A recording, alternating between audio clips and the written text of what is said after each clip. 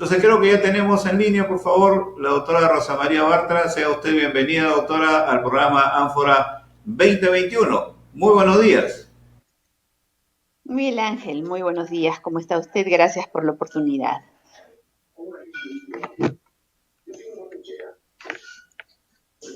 Y especialmente para saber su opinión respecto a esta situación de crisis, si cabe el término, de que la población ahora está enfrascada en una polarización. No sabe todavía por quién va a votar, pero una encuesta de Ipsos dada a conocer anoche, resulta que el profesor Pedro Castillo de Perú Libre tiene 42% de intención de voto, mientras que Keiko Sofía Fujimori 31%. ¿Qué lectura nos deja este primer resultado? En todo caso, ¿qué piensa usted que está precisamente pensando en este tiempo el electorado nacional? Bueno, yo en primer lugar tengo que decir que las encuestas nos han dado fotografías bastante malas del momento en el último proceso electoral en especial. La última foto de Ipsos de abril, la última que se pudo publicar dada la ley peruana, nos decía que Pedro Castillo estaba en un sexto lugar y Keiko Fujimori en un cuarto. Entonces, digamos que para empezar, creo que las encuestadoras han perdido mucho de su credibilidad. No sé si la técnica que aplican no es la adecuada, no sé si la gente que es entrevistada está demasiado desinteresada, pero en fin, vamos a asumir que esta foto es menos borrosa que las fotos que se enviaron durante la campaña de primera vuelta. En primer lugar, lo que me llama es el que hay entre Pedro y Keiko Fujimori. Son más de 10 puntos y habíamos visto en ningún balotaje en los últimos años. Era de 4 puntos, 6 puntos, a lo mucho, ¿no? La más grande, 6 puntos, pero una tan grande no la habíamos visto. Y tampoco habíamos visto una polarización tan grande en cuanto a los niveles socioeconómicos, que unos sean abiertamente pro Keiko Fujimori y otros sean abierta y ampliamente pro Pedro Castillo. Y es que hay que tener en cuenta que nuestra patria también nunca antes ha estado en crisis sobre crisis, es decir, nunca hemos enfrentado tantas crisis ocurriendo al mismo tiempo. Así que mi primera lectura sería esa, ¿no? Llamar la atención por la polarización entre niveles socioeconómicos y la enorme distancia que hay entre uno y otro candidato. Si bien es cierto, son 7 semanas que faltan, pero hay una primera foto que debería preocupar a quienes apostamos por un Perú, no como el Perú libre de Pedro Castillo, sino un Perú en el cual las libertades estén garantizadas. Vivir justamente en un país donde se respeten todas las libertades, pero también un país en donde se resuelvan cuanto antes todas las iniquidades, todo lo que significa discriminación, todo lo que significa, por ejemplo, olvido de todos aquellos pueblos en donde hasta ahora no ha llegado el beneficio del desarrollo económico, que sabemos ha llegado solo para algunos cuantos. Entonces, ¿cómo tenemos que mirar al Perú sin, digamos, olvidándonos un instante de Pedro Castillo y de Keiko Fujimori? ¿Cómo debemos avisorar al Perú de aquí al 2030, 2040, 2050, doctora Barta, haciendo un ejercicio de análisis prospectivo? Yo creo que eso es lo primero que tendrían que hacer los candidatos y yo le agradezco la pregunta porque me permite pedirle a los candidatos que nos digan hacia dónde vamos a caminar con un gobierno de ellos, cuál es la mirada de largo plazo. Si bien es cierto, nosotros necesitamos medidas inmediatas, la emergencia sanitaria no puede ser postergada con el tratamiento con un enfoque realmente que vaya a enfrentarla. Son, Miguel Ángel, un promedio de 1.300 compatriotas que han fallecido solamente el día de ayer, de acuerdo a las cifras de SINADEF, y más de 400 de acuerdo a las cifras oficiales del MINSA.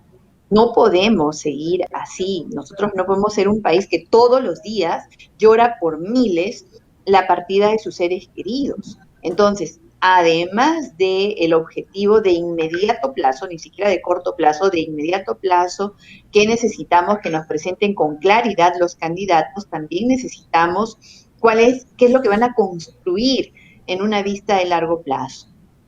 Y todos creo que quisiéramos un país, en primer lugar, saludable, en segundo lugar, seguro, en tercer lugar, próspero y naturalmente que le ofrezca oportunidades dignas de acuerdo a su talento a todos sus hijos.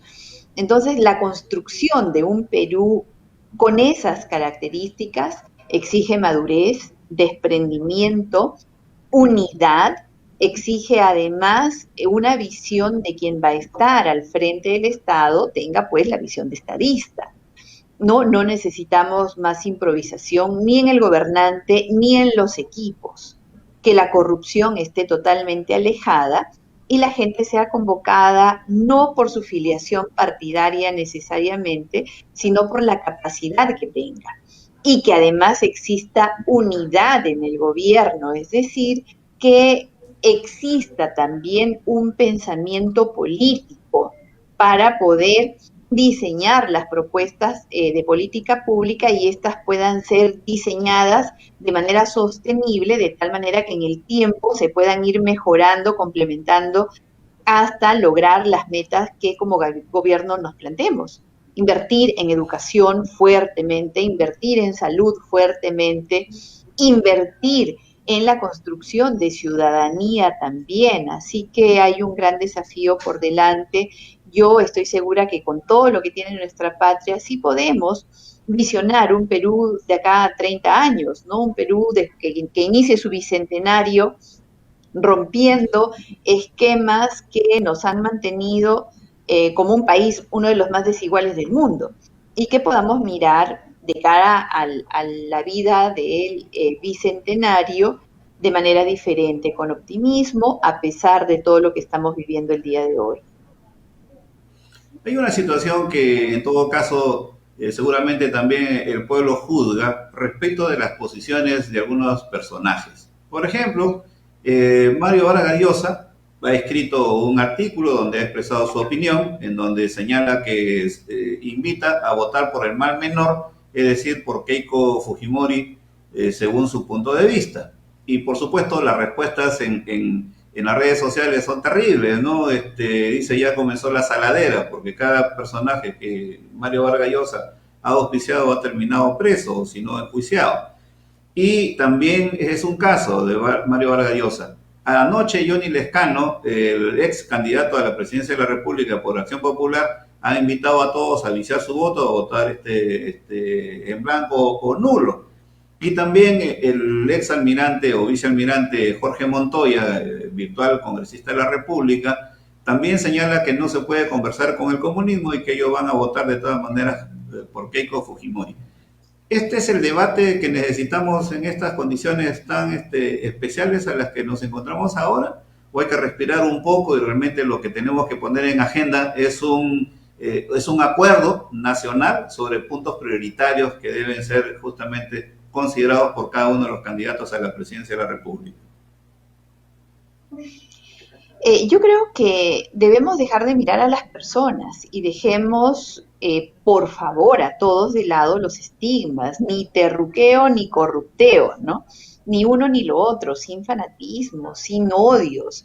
La política en nuestro país no ha estado ideologizada en los últimos años, sino más bien ha estado, digamos, como que una mazamorra, si cabe el término, en el cual quienes más han levantado su voz han sido los progresistas y han tratado de imponer su agenda y esa agenda es la que nos ha hecho perder el tiempo, debatiendo temas de género, temas de matrimonio gay o legalización o no del aborto, etcétera, que en realidad no resuelven los verdaderos problemas que tiene nuestro país.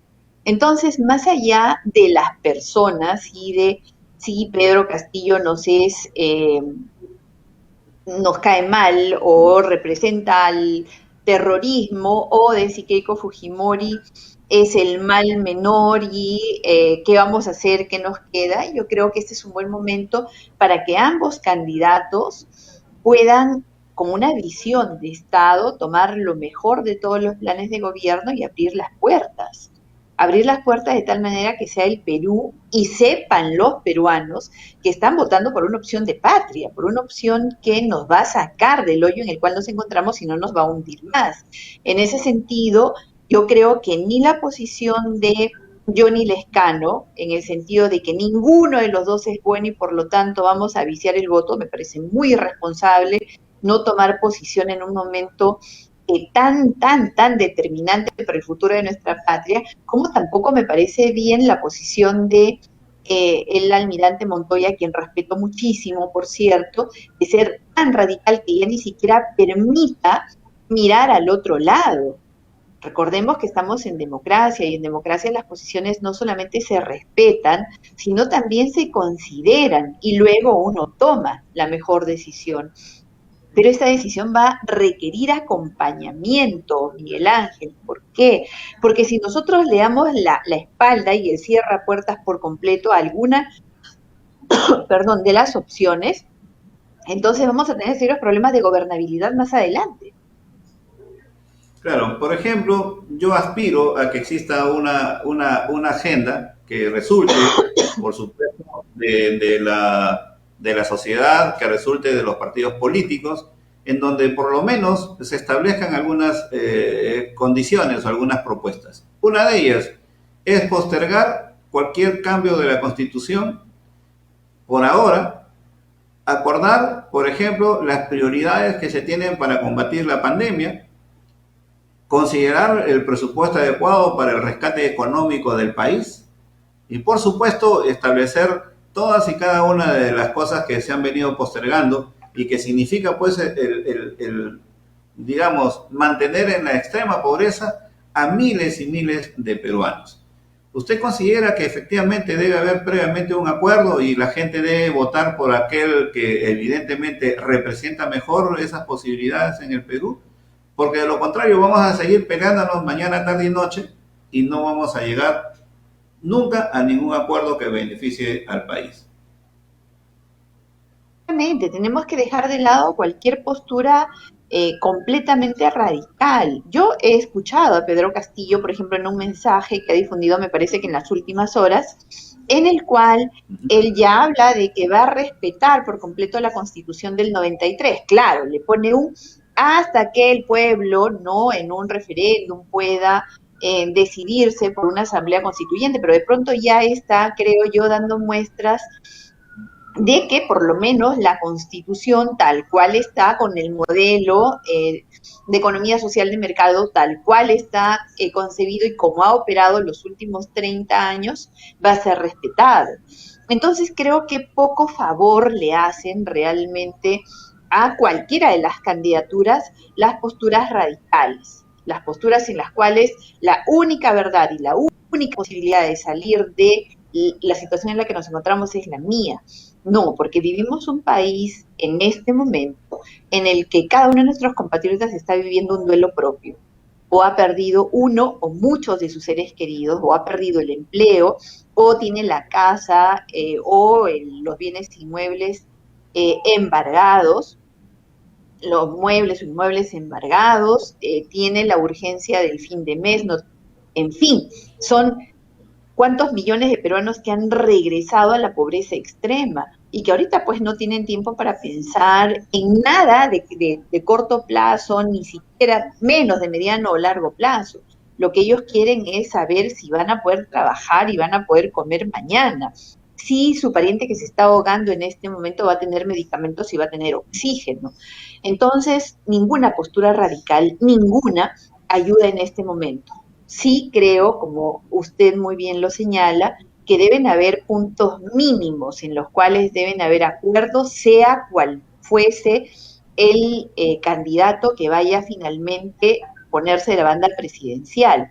El Congreso está sumamente fraccionado, todavía no se sabe si van a ser 9, 10 u 11 bancadas que de inicio van a existir en el Congreso de la República, también de las que se puedan formar luego más adelante, Así que un gran pacto de país creo que es lo que se necesita en este momento sobre puntos mínimos que son absolutamente urgentes, el económico y el sanitario.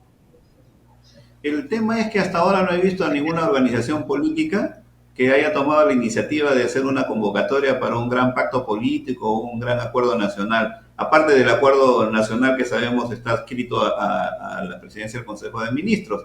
¿Quién cree usted que debe tomar la iniciativa de esto? Esto es una iniciativa que es indispensable en este momento. Que es además necesaria, ¿no? Que es absolutamente necesaria, que es indispensable, ya llevándolo al extremo, como dice usted. Esa pienso que debería salir de los candidatos que no pasaron a segunda vuelta, de los candidatos que están en segunda vuelta, porque ellos son los protagonistas en este momento en la historia, y también, naturalmente, de todas las fuerzas políticas que tienen representación en este momento en el Congreso. Alguien tendría que liderar o sin liderar un acuerdo de todos, incluso sin figuras visibles, para evitar el protagonismo de uno u otro. Hay campañas políticas que ya empezaron, por ejemplo, la de Rafael López Aliaga a la alcaldía de Lima. Él ya empezó una nueva campaña, entonces digamos que incluso para evitar el protagonismo de uno u otro candidato que esté en este momento en campaña, creo que se podría perfectamente hacer un acuerdo de todas las fuerzas políticas que están representadas en el Congreso en este momento para, a partir de ellos, que ya están en el Congreso virtualmente, poner una agenda mínima de aplicación inmediata a la cual deban comprometerse los dos candidatos que están en este momento en carrera rumbo a Palacio de Gobierno. Creo que esa podría ser una alternativa que nos garantice a todos los peruanos, a todos, independientemente de nuestros sentimientos y de nuestro credo político en este momento, de saber que va a haber una respuesta inmediata, concertada, viable al tema sanitario y al tema económico. Sí, yo creo que es importante, aquí desde Ánfora 2021 vamos a seguir insistiendo en esa posibilidad de que haya un acuerdo, un pacto nacional de todos los protagonistas de esta historia reciente en el Perú, pero que dicho sea de paso, para garantizar también nuestra estabilidad democrática en los próximos años. Y creo que para Rafael López Aliaga hay que decirle que no por mucho madrugar se amanece más temprano, porque lo primero que tenemos que garantizar es que si vamos a tener estabilidad política o no en los próximos años, eso creo que es sumamente importante. Doctora Bartra, dos temas sumamente importantes también para nosotros. Uno de ellos es su defensa técnica a favor de Edgar Alarcón, que sin embargo el Congreso de la República procedió a aprobar el antejuicio político en su calidad de ex Contralor General de la República. Y el otro tema pendiente es cuál es su apreciación de las actitudes posteriores a la inhabilitación que recibió Martín Vizcarra Cornejo, expresidente de la República, que dice que él va a hacer respetar su derecho en todos los foros nacionales e internacionales. Empecemos por Edgar Alarcón. ¿Qué pasó el viernes? No le hicieron caso para postergar la defensa técnica y el Congreso procedió justamente a aprobar el antejuicio político. No, la presidenta del Congreso en realidad ha tenido una posición bastante lamentable con respecto a la forma de proceder en una acusación constitucional contra un congresista. En primer lugar, no respetó el derecho que tiene todo acusado, todo acusado, al plazo razonable para que su defensa pueda conocer el caso y ejercerla con la seriedad y profundidad que una acusación como esta merece. Iban a sancionarlo de todas maneras, incluso sin ejercicio de la defensa, con argumentos antijurídicos, como él debió haber tomado sus precauciones. No sé exactamente qué significa eso para la señora presidenta del Congreso, pero así lo decidió. Además de eso, ella quiso presionar, como de hecho lo hizo, a todos los congresistas para sancionar a Edgar Alarcón al cortar el debate de la inhabilitación a Martín Vizcarra y las ministras de Sagasti y de su régimen, la señora Astete y la señora Macetti, cortarlo a la mitad, postergar el debate y abrir una sesión para Edgar Alarcón. Lo que buscaba era que de todas maneras Edgar Alarcón sea sancionado, porque naturalmente la presión que se iba a ejercer sobre los parlamentarios con el hecho de que sancionan a Martín Vizcarra, pero previamente no sancionan a Alarcón, habría significado pues una victoria para Martín Vizcarra y su estrategia de victimización. Lamentablemente las cosas las llevó así. Pero no solamente eso, no solamente ha existido un abuso al vulnerar el derecho al debido proceso, al plazo razonable, sino que, fíjese, Miguel, que una resolución legislativa que suspende al congresista Edgar Alarcón, voy a hacer un paréntesis acá, que lo que se puso a debate y lo que se ha conocido en la Subcomisión de Acusaciones Constitucionales, en la Comisión Permanente y luego en el Pleno del Congreso fue el aprobar la acusación constitucional para que se le abra proceso al congresista Edgar Alarcón por hechos de cuando él fue Contralor General de la República. ¿Sí? Nunca, ni la fiscal de la Nación, ni en la comisión, en la Subcomisión de Acusaciones Constitucionales, ni en la Comisión Permanente se había pedido suspensión. Sin embargo, con argumentos antijurídicos, luego de terminada la sustentación de la defensa de Edgar Alarcón en el Pleno, congresistas de izquierda sacaron el pedido de suspensión, votaron y lo suspendieron. ¿Cuál es el problema jurídico de esta suspensión? Que la suspensión opera para evitar que el acusado e investigado puedan seguir cometiendo los actos por los cuales se le acusa. ¿Qué quiere decir esto? Que si Edgar Alarcón hubiese sido Contralor General de la República, se le suspende para evitar que siga enriqueciéndose abusando de su cargo, que es el delito por el cual él fue procesado. ¿Ok? Pero sin embargo, Edgar Alarcón no es Contralor General de la República. Edgar Alarcón es congresista de la República y lo han sancionado cautelarmente como si fuese Contralor General de la República. No solamente eso, sino que lo han sancionado inmediatamente cuando una resolución legislativa, que es una ley, como todos saben, opera al día siguiente después de su publicación. La resolución legislativa ni siquiera había sido publicada y al congresista ya le habían negado el acceso a las plataformas, ya todo, un abuso del cargo flagrante, realmente alevoso además por parte de la señora presidenta encargada del Congreso. Eso naturalmente involucra que se tengan que tomar las medidas legales para poder sancionar conductas como estas que de ninguna manera pueden ser aceptadas en un Estado de Derecho. Todavía tenemos libertades, todavía tenemos ¿Cuáles son los pasos legales que va a seguir como defensa técnica? Denuncias, hay denuncias ante el Ministerio Público, ante el Poder Judicial y denuncias constitucionales, ¿no? Se presentarán acciones de amparo, denuncias por abuso de autoridad y denuncias constitucionales por delito de función.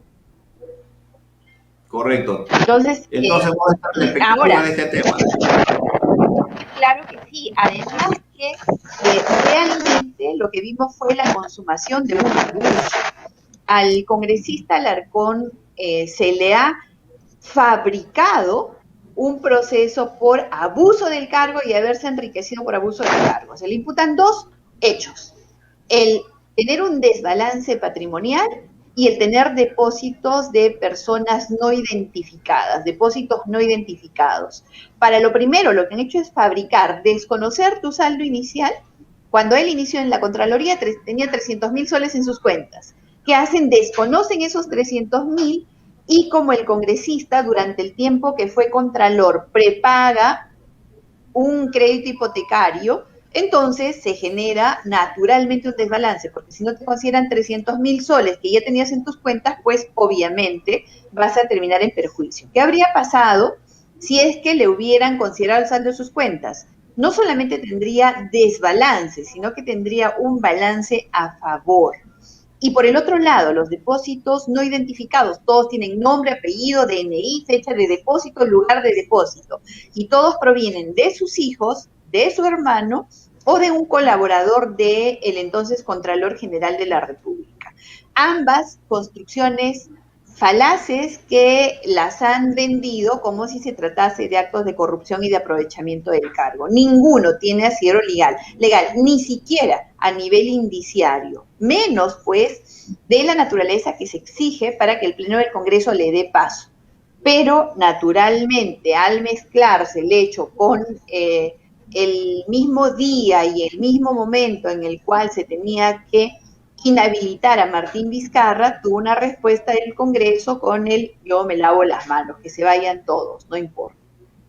Correcto. En todo caso, vamos a estar atentos al procedimiento legal que ustedes ya han asumido y sin embargo nos interesa saber cuál es su opinión de los anuncios que ha formulado Martín Vizcarra y también su defensa legal respecto de la inhabilitación de 10 años. Él ha dicho que han burlado su derecho, que tampoco no ha tenido la oportunidad de defenderse como corresponde y que en todo caso el Pleno debió postergarse hasta que él tenga tiempo junto con su abogado de ejercer su defensa. Martín Vizcarra, ¿ha sido finalmente señor... bien inhabilitado o todavía pues, tiene todo el derecho al pataleo? Mire usted, la diferencia, si podemos comparar además, porque han ocurrido en el mismo día estos procesos, a diferencia de Edgar Alarcón, que no hay un solo indicio que dé cuenta de que él se aprovechó del cargo, que él usó su cargo de Contralor General de la República para determinados actos, no hay absolutamente nada. Sí está plenamente acreditado que Martín Vizcarra abusó de su cargo para pedir vacunarse él, su esposa, su hermano, a espaldas de la población, mintiendo, está plenamente acreditado. A diferencia del señor Vizcarra, que tuvo más de una semana, porque estuvo citado primero para el sábado y lo postergaron para el viernes, para que su defensa sea a cargo, a mí no me dieron ni 24 horas.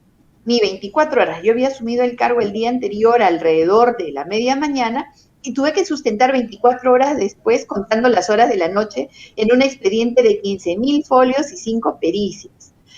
Es realmente una diferencia bastante importante para establecer comparaciones. El señor Vizcarra, además de estar plenamente acreditado en los hechos, jamás se ha defendido, siempre ha atacado, jamás ha tenido una defensa jurídica.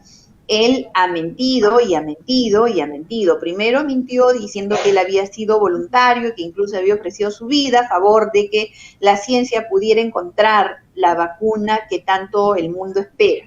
Después mintió y sabemos que el señor Vizcarra ha mentido siempre y que ha hecho del embuste y de cinismo una práctica común mientras ha sido mandatario. Y la contundencia de los votos. Fíjese, mientras que a pesar de la enorme presión mediática, Edgar Alarcón lo sancionan por 61 votos a favor y 14 en abstención, es decir, 14 congresistas en ese momento tenían duda de que efectivamente Edgar Alarcón debería ser procesado o suspendido. La sanción a Vizcarra ha sido unánime. Unánime, han sido 84 votos, si no me equivoco, sin ninguna abstención, sin ningún voto en contra.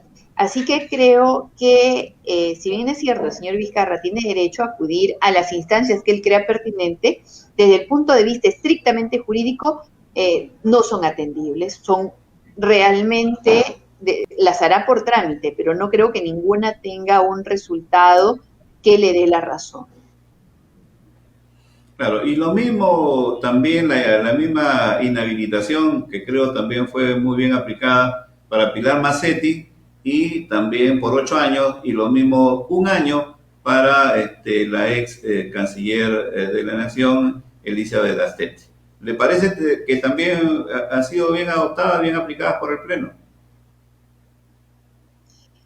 Yo creo que 8 años para Pilar Macetti son muy poco, creo que se le debieron dar también los 10 años.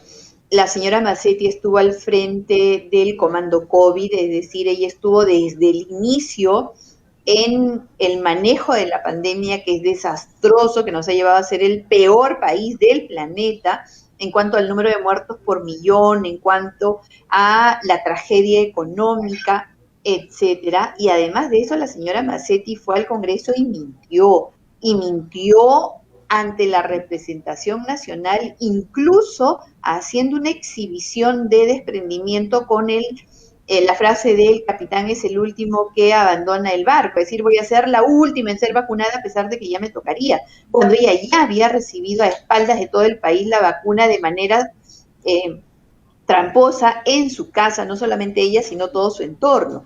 Entonces creo que la sanción contra la señora Mazzetti debió haber sido incluso mucho más severa por todo lo que involucra. En contrario, creo que lo de la señora Astete fue inducida al error. La señora Astete no ha sido ministra de Vizcarra, sino ministra de Sagasti. Y ella respondió a la insistencia de vacunación, fue inducida al error. Sin embargo, el Pleno del Congreso ha decidido de esa manera.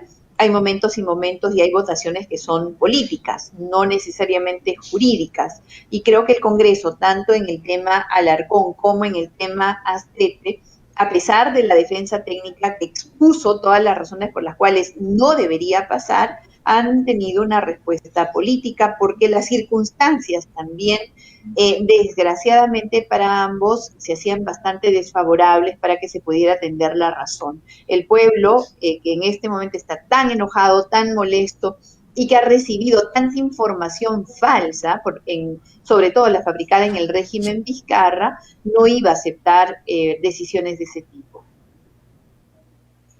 Doctora Bartra, estamos agradeciendo por su tiempo y el análisis que creo es bien valorado por la población. Agradecemos su participación aquí en Ánfora 2021 y por supuesto le invitamos para los próximos días también para continuar con este análisis de la vida cotidiana en el Perú y también las proyecciones para el futuro de nuestro país. Muchas gracias. Al contrario, las gracias a usted. Nos quedan 7 semanas por delante para una decisión trascendental, así que con mucho gusto voy a estar conversando todas las veces que ustedes nos convoquen. Correcto, muchísimas gracias.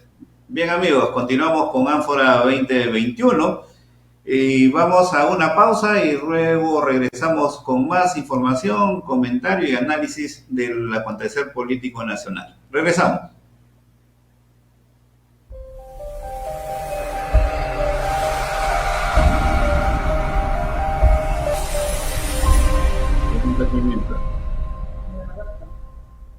¿Listo?